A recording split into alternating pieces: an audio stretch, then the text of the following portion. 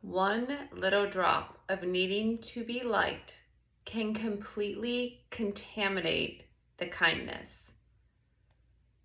So there is a subtlety here. So many people have big hearts and they want to give and they want to be generous with their time, with their money, whatever it may be from their generosity, which is a beautiful, beautiful thing as long as the energy in which it is done is pristine.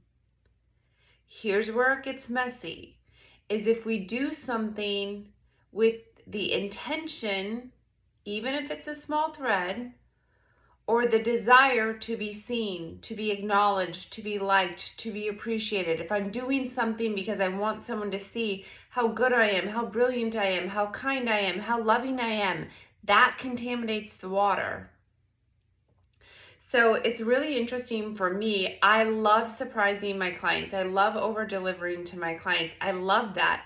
And I also have to be super cautious that I'm not doing it because I want them to be like, oh my gosh, I love Heather. I love working with Heather. She always shows up early, or she always gives me an extra 15 minutes at the end.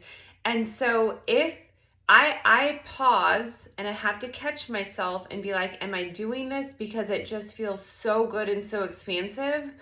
Or do I want them to really like our sessions? Do I want them to really appreciate the extra time I've given them? And if I'm doing it because I want to be seen or appreciated, then I don't do it because it's not pristine energy. I only do it if it feels so good and so expansive. And if they say something at the end, like, I really appreciate the extra 15 minutes you gave me, good, perfect. But I didn't need that. It's not why I did that. But it's subtle because there's the desire to want to give.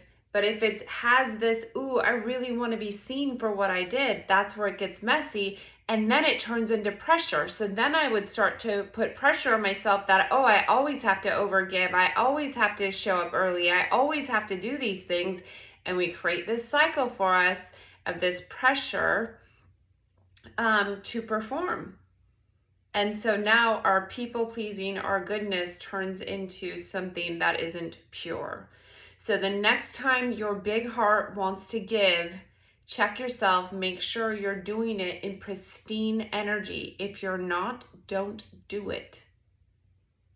I promise you, you will feel the difference, and so will your family, your friends, your clients.